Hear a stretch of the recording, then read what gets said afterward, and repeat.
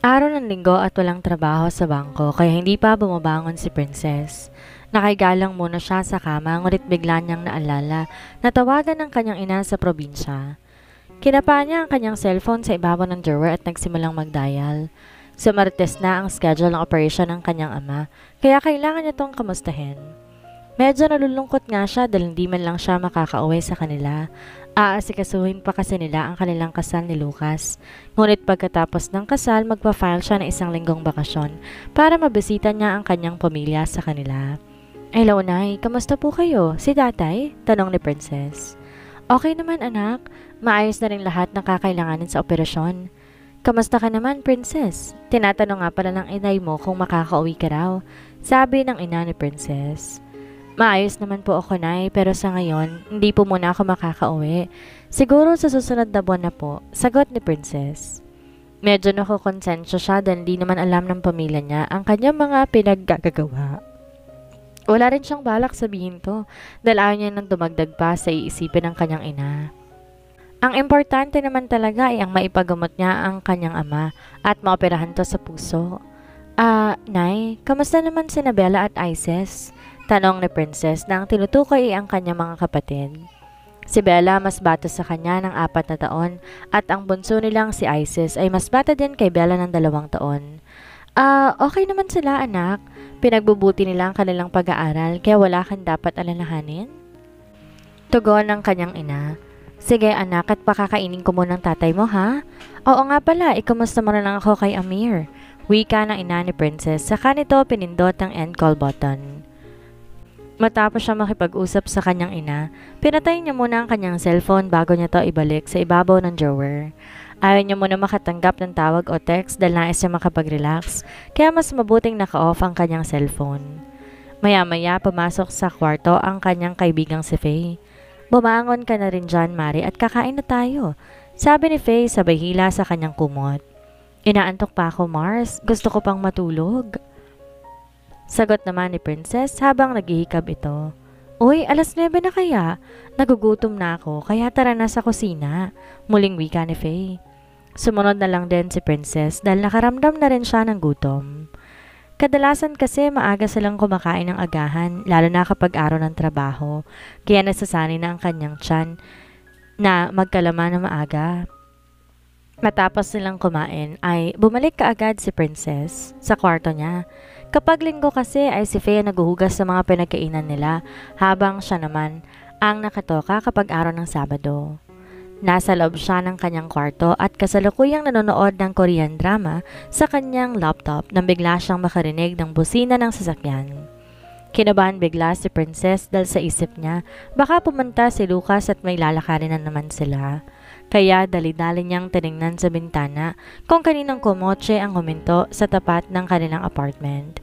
At hindi nga siya nagkamali nang bumaba ng sasakyan si Lucas at nag-doorbell sa kanilang gate.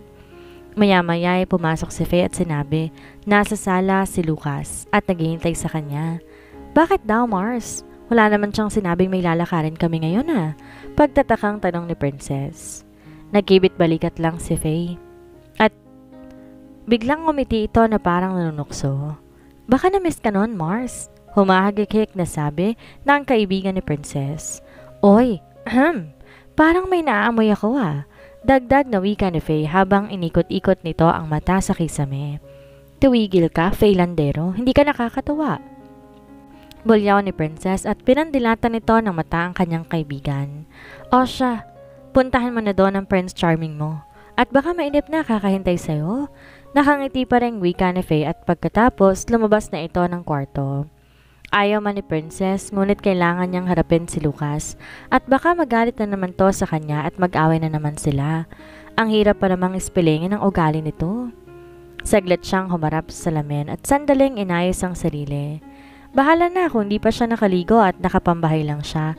At least may dahilan siya para hindi sumama sa kung saan man ang punta ni Lucas. Nagtungo si Princess sa sala at nang makita siya ni Lucas, nginitian siya nito. Sa isip ni Princess, buti naman at hindi tinopak ang lalaking to. Subalit hindi rin siya dapat makampante dahil baka mamaya biglang magbago ang mood nito lalo na kung hampasin na masamang hangin. Ang gwapo nito ha, in fairness, Sabi niya sa kanyang sarili. May lakad ba tayo ngayon, Lucas? Sa pagkakatanda ko, wala ka namang binanggit kahapon. Panimulang sabi ni Princess. Tumawag kasi yung bridal gown designer. Hindi daw siya available bukas, kaya ngayon ka na lang daw niya susukuan. Wika ng binata. Ganun ba? Hindi pa ako nakaligo eh. Actually, katatapos lang namin kumain ni Faye. Mahinahong tugon ni Princess. Di maligo ka, maghihintay ako. Siguro naman di tayo aabot ng 1 oras sa banyo, di ba? Seryosong sabi ni Lucas. Di naman kasi kita makonta kanina kaya pumunta na lang ako dito. Dagdag na sabi pa ng binata. Di na lamang pa umimik si Princess at saglit na iniwan na lang muna si Lucas para makapaghanda siya. Matapos ang ilang minuto, nakapagbihis na si Princess at matapos makapagpaalam kay Faye ay umalis na sila ni Lucas. Doon sila huminto sa isang sikat na butik sa Quezon. Naunang bumaba ng sasakyan si Lucas at pinagbuksan ng pintuan si Princess. Agad namang bumaba ang dalaga at akmang hahawakan siya ni Lucas. Ngunit iniwas niya ang kanyang kamay at patuloy na naglakad papunta sa loob ng butik. Agad naman silang sinalubong ng isang bakla na sa tingin niya ay kaibigan ni Lucas. Ngunit hindi inaasahan ni Princess na dito sila muling magkikita ni Colleen. Dahil kasalukuyan din tong namimili ng gown at ang magsalubong kanilang mga mata ay nakita niyang nakasimangot to sa kanya. Ngunit agad namang ngumiti ng maluwag nang makita si Lucas. Lucas, hi! Bati ni Colleen sa binata. Tumango lamang si Lucas habang iniwas ang tingin nito kay Colleen. Ma'am, dito tayo, sabi ng bakla kay Princess. Okay, pero pwede bang pumunta muna sa ladies room? Wika ni Princess sa kausap niyang bakla. Okay po ma'am, sagot ng bakla. Sabay turo nito sa direksyon ng ladies room. Matapos umihis si Princess, ay nagugas muna siya ng kamay at yun naman ang pagpasok ni Colleen. Di naman ito nag-CR kaya alam ni Princess na sinundan talaga siya ng babae sa loob. Princess, right? Tanong ni Colleen na bahagyang umarko pa ang kilay. Tumango lang si Princess dahil ayaw niya makipag-usap dito. Pabalabas na siya ng ladies room nang muling magsalita si Colleen. Nakakasiguro ka ba talaga na mahal ka ni Lucas? Well, sa pagkakaalam ko, hindi pa rin nakakapag-move on si Lucas sa akin. Wala lang. I am just concerned sa'yo dahil baka ginawa ka lang niyang panakip-butas? Kampanting wika ni Colleen habang nagre-retouch ito ng kanyang makeup. Alam mo bang di kayo bagay ni Lucas? Diretsang sabi nito kay Princess. Ang galing mo ring pumili, no? At isa pang bilyonaryo. Biglang kumulo ang dugo ni Princess sa mga sinabi sa kanya ni Colleen.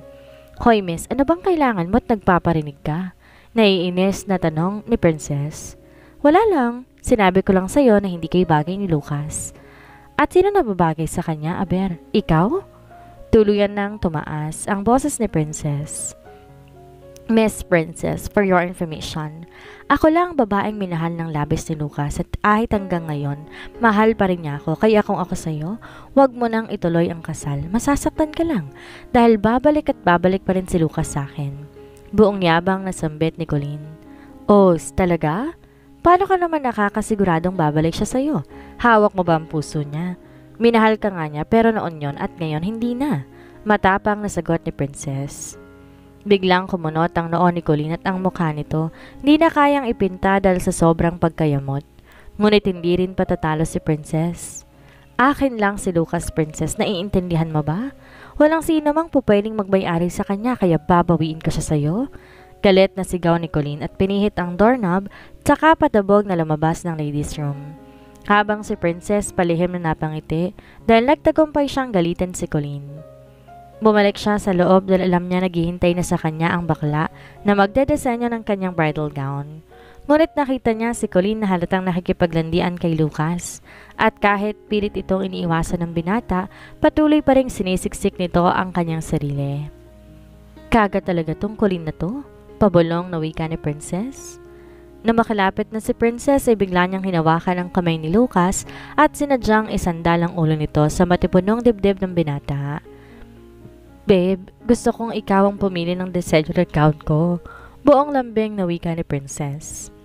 Alam niya nagtataka si Lucas sa mga kinikilos niya, ngunit buti na lang agad na naunawaan niyo ng lalaki. Mas lalo pang ginilingan ni Princess ang pag-arte gayong alam niya na nakatingin sa kanila si Colleen. Natitiyak nang nag-aalboroto na to sa sobrang pagkainis. Lucas, birthday ko bukas. Punta ka ha? I won't take no for an answer. Wika ni Colleen at hinawakan ito ang kamay ng lalaki. Agad namang nakaisip ng paraan si Princess at bahala na kung anong sasabihin ni Lucas sa kanya. Babe, may lakad tayo bukas, diba? Masuy yung wika ni Princess at sineel ng halik si Lucas. Saglit pang nagulat ang lalaki ngunit maya-maya, gumanti na rin to ng halik sa kanya na akala nila sila lang dalawa ang tao sa mundo. Kung di pa nila narinig ang pagtikim ng bakla, hindi pa sila matatauhan na naroon pala sila sa loob ng butig at may nakakakita sa kanilang paghahalikan. Wow, perfect! The most beautiful bride of the year! Nakangiting sambit ng baklang si Georgia. Natupad nga ang pangarap nito na siya mag-aayos kay Princess sa araw ng kanyang kasal.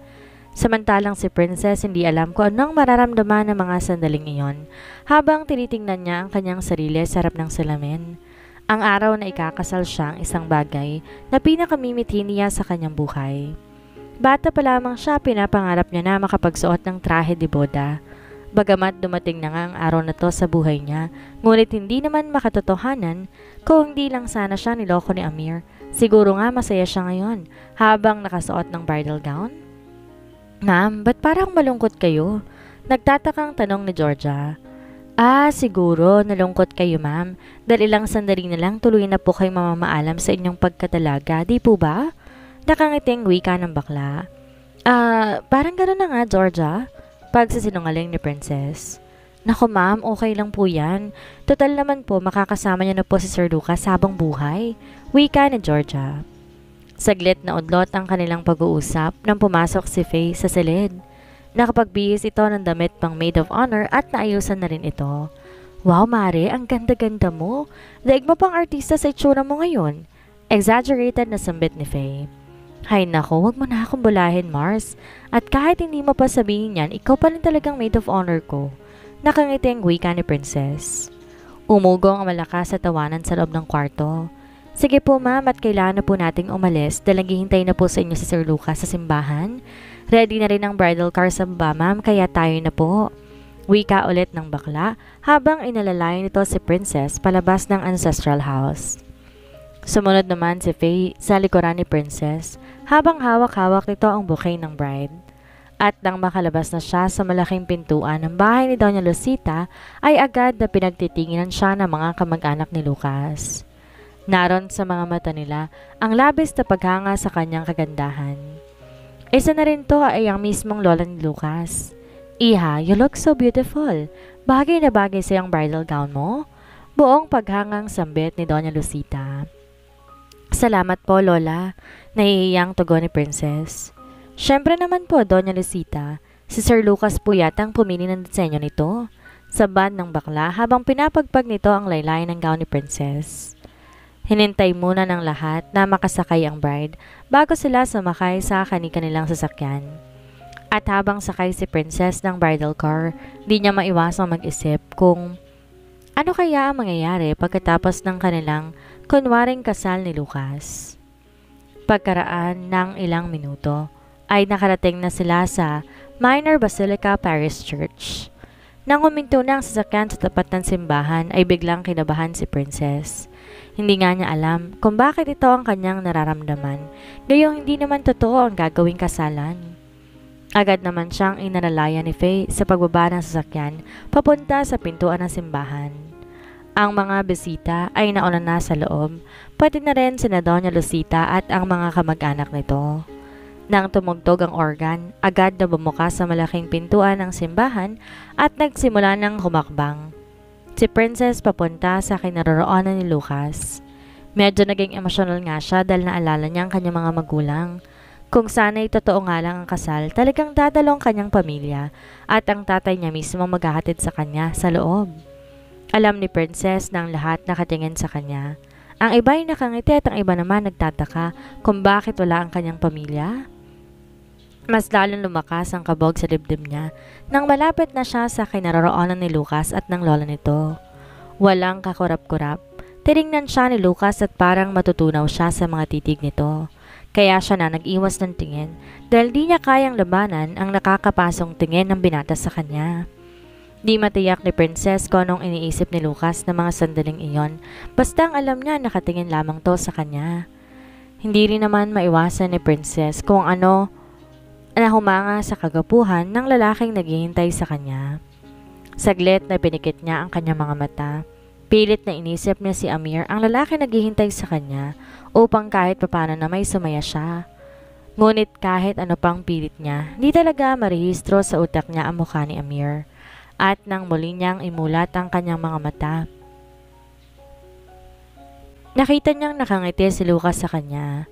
Dahil dito, mas lalong kumakabog ang puso niya at hindi maisip ang kadahilanan na nakaramdam siya ng kaligayahan. Hinawakan ni Doña Lucita ang kamay niya at niyakap siya nito. Yumakap din siya sa matanda dahil alam naman niya na buong puso siyang tinatanggap nito. Pagkatapos ay inilahad ni Lucas ang kamay niya. At tinanggap naman niya ito habang patuloy pa sila sa paglalakad papunta sa pareng magkakasal sa kanila. "You look so pretty, princess," mahinang wika ni Lucas. "Thank you," tugon ni Princess. Maya-maya ay nagsimula ng seremonya. Ngunit hindi nakapag-focus si Princess dahil sa tensyon na kanyang nararamdaman. Hindi siya mapakali, lalo na nga't mahigpit na hinahawakan ni Lucas ang kamay niya. At nang dumating na sa puntong magpapalitan na sila ng mga pangako, mas lalo pang kinabahan si Princess. Hiniling na lamang niya na sana ay matapos na kaagad ang seremonya dahil hindi na siya halos makahinga sa mabilis na pagkabog ng dibdib niya. At nang magsalita na ang pare, "You may now kiss the bride." Tumitig sa kanya si Lucas habang hinahawi nito ang belo niya. At nang halikan siya nito para siyang nakalutang sa alapaap. Ngunit kailangan niyang labanan ang kakaibang sensasyon na kanyang nararamdaman dahil bahagi lang ito ng kanilang kasunduan. Matapos ang kanilang halikan, umugong malakas na palakpakan.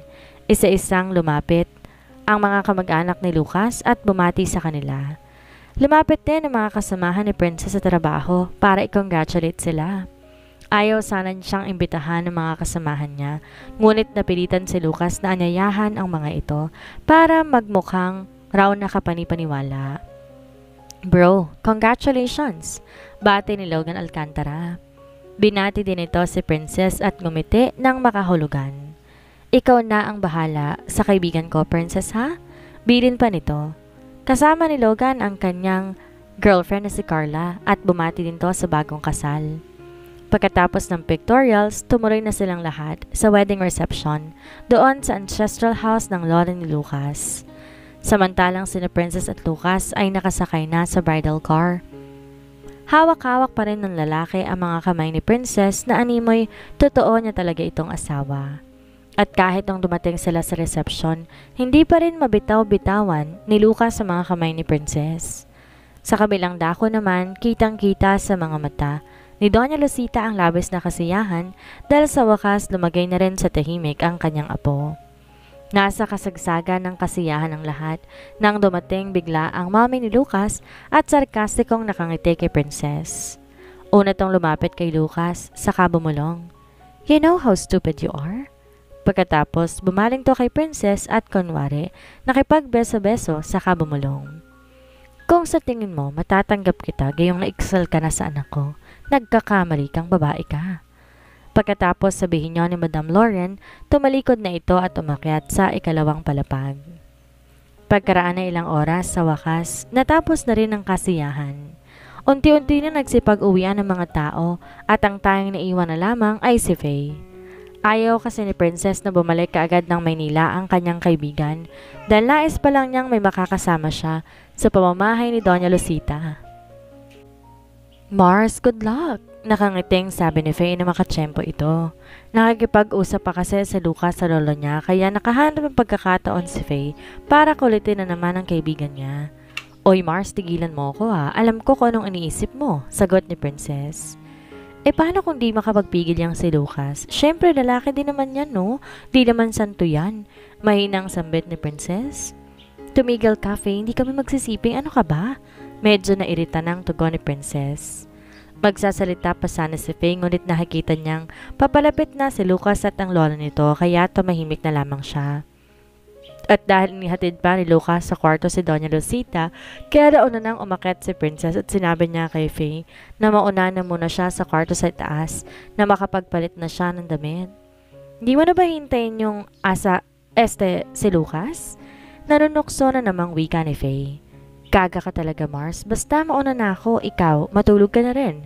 Tugon ni Princess at umakyat na ito ng hagdan. Na makarating na si Princess sa loob ng kwarto, agad na nagpalit siya ng damit dahil masyado na siyang sa initan na suot niyang gown.